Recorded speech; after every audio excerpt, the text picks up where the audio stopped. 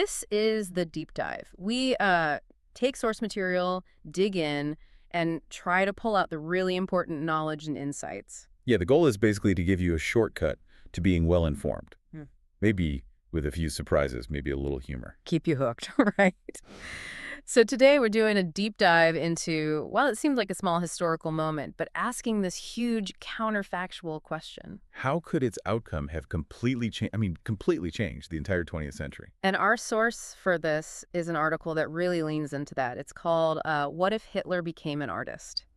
Which, is a pretty wild premise. It really is. It explores how just one person's failure, specifically in art school, might have totally rewritten global history. So we're going to unpack the historical reality first, what actually happened according to this piece. Then we'll step into the alternate timeline the article proposes. Yeah. And look at the consequences it outlines. For Germany, the Holocaust, World War II, even for Hitler himself. It's a thought-provoking exercise, definitely.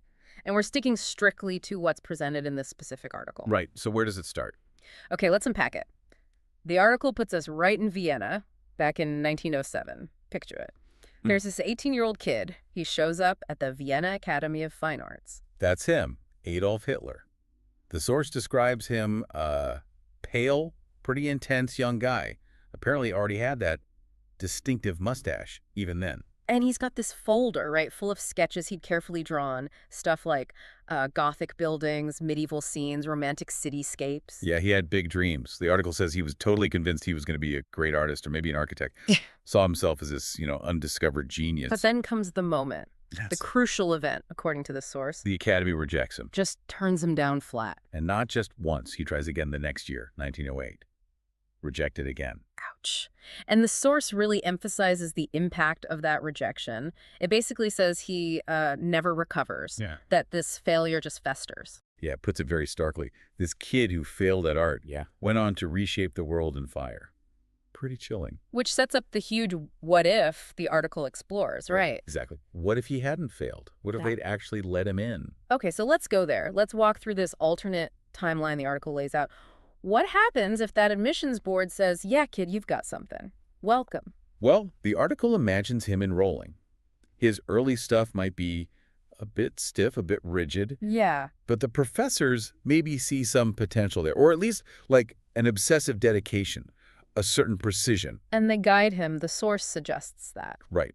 Maybe they see he's not great with painting people, but really good with buildings. Yeah. So they steer him towards architectural illustration.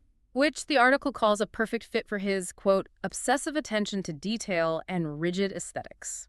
And here's the really interesting psychological shift the article proposes. That deep bitterness that, arguably fueled him in our history. It gets redirected into his art. Instead of drifting into poverty, staying in flophouses, feeling resentful, he's immersed in things like form, symmetry, proportion. Academic stuff. And his social life changes too, doesn't it? The source paints a different picture there. Totally different. No angry nationalist meetings in beer halls. Instead, he's maybe in smoky Viennese cafes with other art students. Doing what? Arguing about. Arguing about line weight, maybe Renaissance techniques, debating Wagner or Schopenhauer, but like through the lens of art philosophy, not political grievance. He's probably still intense, though, still arrogant. The article doesn't suggest a total personality transplant, does it? No. Those core traits are likely still there. Intense, maybe difficult. But the key difference the article highlights is that the fire, the passion, it's artistic, not ideological. That's the crucial shift. So where does this path lead him, according to the source? He finishes art school, maybe around 1913. Perhaps he sells a few paintings here and there, contributes illustrations to architectural journals. Okay, like a working artist, maybe not famous, but working. Exactly. Maybe gets some government contracts to sketch buildings, travels a bit to study architecture. A plausible, if perhaps unremarkable, artistic career. And this leads to the massive divergence from our history. The absolute core deviation. Yeah. In this timeline, he never joins the German army for World War I. Never experiences the trenches. Never sees that horror. Never endures that specific kind of trauma and camaraderie. And crucially, he never comes home from the war, seething with hatred and betrayal, looking for someone to blame. That whole catalyst for his political awakening just vanishes. It vanishes. But World War I itself still happens, right? The article is clear on that. Yeah, it calls it a massive geopolitical powder keg. It was going to blow up regardless of this one Austrian art student. Absolutely. And after the war, Germany is still in a terrible state. Economy wrecked, people desperate, the humiliation of the Treaty of Versailles. All that is still the backdrop. But the article argues there's a critical difference. A massive difference. Without Hitler, there's no central magnetic figure to focus all that pain and anger. No single voice to articulate it in that uniquely toxic way. Right. You don't get his specific speeches blaming the Jews, scapegoating socialists and Democrats. No swastika becomes that powerful unifying symbol. His particular brand of hateful rhetoric isn't there to galvanize people. So what happens to the Nazi Party then? The source suggests it probably stays what it was initially. A pretty small fringe group. Cranks in the margins. Doesn't gain that mass traction. Does someone else rise up? The article mentions possibilities. It does. It floats names like Gregor Strasser, maybe Ernst Röhm, other figures in those nationalist circles. But the article's take is that none of them had that unique, dangerous cocktail that Hitler did. What cocktail is that? That magnetism, or his bizarre mix of hatred, theatricality, and political timing. The source sees him as uniquely positioned to exploit that moment. So without him, Germany's path is different. What does the article suggest might have happened instead? It offers a few scenarios. Maybe a kind of slow-burning civil war breaks out between communists and nationalists, Germany tearing itself apart internally, or maybe a return to monarchy, trying to restore the old order, perhaps the Hohenzollern dynasty. A conservative reaction. Is there a better outcome possible in this scenario? The source mentions a third possibility, a democratic recovery. Fragile, sure, maybe unstable, but potentially real, perhaps helped along by other European nations focusing on economic cooperation instead of just punishment. But regardless of which path Germany takes, The article states one outcome as almost certain, and it's staggering. what is it? There is no Third Reich, Wow. Just let that sink in. No third and one. the consequences of that. Oh, Well, the article gets into the most profound one next. which is? The source is completely direct about it. No Adolf Hitler means no Holocaust. Just point blank. No ifs, ands, or buts. None. Think about the scale of that. 6 million Jewish lives saved. Plus, as the article reminds us, countless Roma, Poles, Slavs, Jehovah's Witnesses, homosexuals, and disabled individuals. Millions upon millions spared that fate. It's almost impossible to comprehend. Families not destroyed in ghettos. No Auschwitz, no Treblinka, no gas chambers, no death trains snaking across Europe, no yellow stars, none of that systematic horror. And culturally, the source touches on that too. Yeah, it imagines entire vibrant cultures, particularly Jewish life, in cities like Warsaw, Krakow, Prague, Yeah. not being wiped out. It suggests Yiddish culture could have thrived into the modern age. But the article also raises a really unsettling potential side effect of this absence of horror. It does. It points out that the huge moral scar left by the Holocaust, the one that really reshaped Western conscience and led to that global cry of never again, it just never forms. And the possible consequence of that. The source speculates that maybe, without that specific, undeniable, filmed and documented horror, the world might be slower to develop a language of human rights. Maybe even slower to intervene when other genocides happen later elsewhere. It's a disturbing thought. That is eerie. What about the impact on the founding of Israel? The article brings that up. Yeah, it acknowledges Zionist efforts were active long before World War II. But it argues that the wave of international sympathy after the Holocaust was pivotal for getting the State of Israel established in 1948. So, in this alternate timeline without the Holocaust, Maybe Israel gets founded later. Yeah. Maybe somewhere else entirely.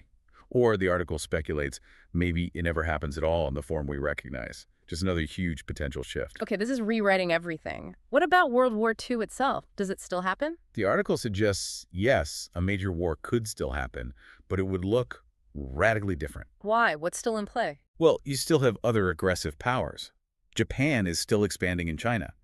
Mussolini's Italy still invades Ethiopia. And the Soviet Union under Stalin is still there, described as a totalitarian beast waiting to expand. Those tensions exist independently of Hitler. But Germany's role is completely different. Completely.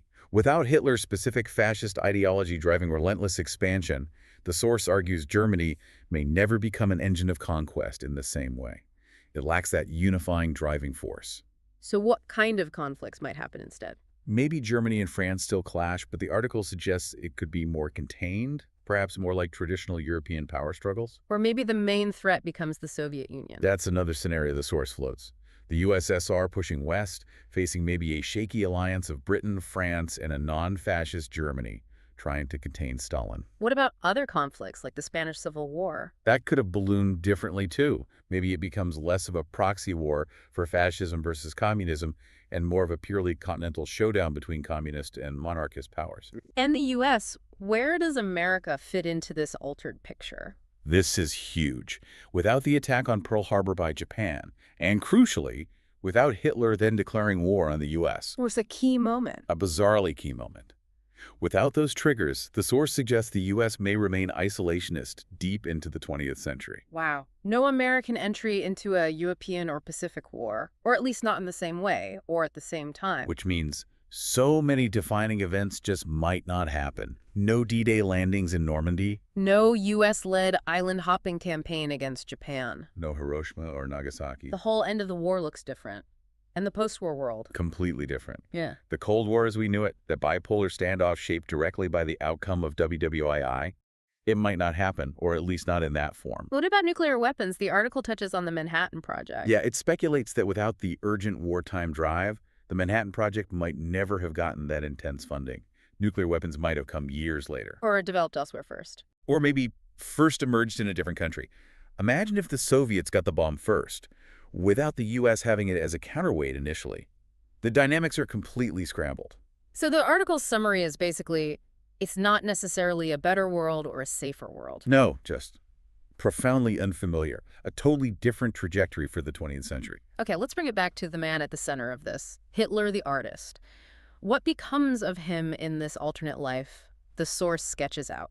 He basically lives a life in Austria that's described as mostly irrelevant. Just fades into the background. Pretty much. His art career, maybe he exhibits sometimes, maybe he's kind of bitter, he never became world famous like he dreamed. Is his art any good in this timeline? The source speculates it might be seen as derivative and unoriginal.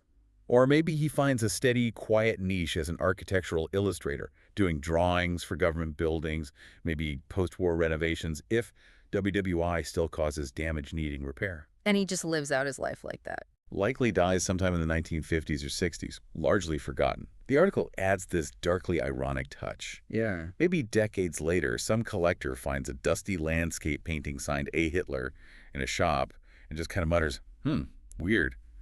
And that's it. But there's an even deeper irony the article points out, isn't there?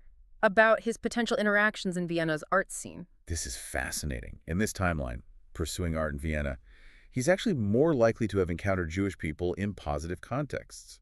Maybe a Jewish patron helped him, or a professor was Jewish, or fellow students. So the source suggests his life might have been improved by Jewish influence. Potentially saved, not ruined by Jewish influence, is how the article puts it. Because his life path wouldn't have led him into those specific political circles in Germany where anti-Semitism was so virulent and central.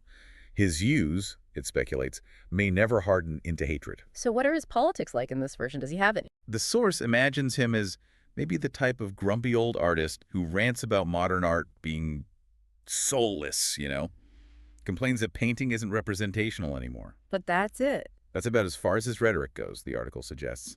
No political platform, no movement. His basic personality might still be there, though. Cranky, conservative. Yeah, maybe still obsessed with neoclassical buildings. Those traits likely remain. But the fundamental difference is... He doesn't kill millions. He doesn't start a world war. He never becomes that symbol of absolute evil. In this timeline, he's just... another failed artist. Maybe not even failed, maybe just obscure. That contrast is just unbelievable. And the article really wraps up by emphasizing how this entire divergence hinges on something so seemingly small. Yeah, that small thread that snapped the century. It comes back to that moment at the Vienna Academy of Fine Arts. The admissions board. A few art professors looking at his portfolio and deciding simply that his work lacked adequate talent for painting the human form. That was apparently one of the specific criticisms. One rejection letter, one decision by a small committee. One moment. And the argument is, because of that single moment, history veered onto a catastrophic path. The article calls it a cruel poetry, right? Not that some genius was denied. Exactly. Not a genius denied his art, but a mediocrity denied distraction, denied the outlet of art. And because his ego couldn't handle that failure. His ego couldn't bear it. And in that wound, the source concludes, the 20th century burned. So what's the big takeaway here? What do we pull from this deep dive into the article's argument?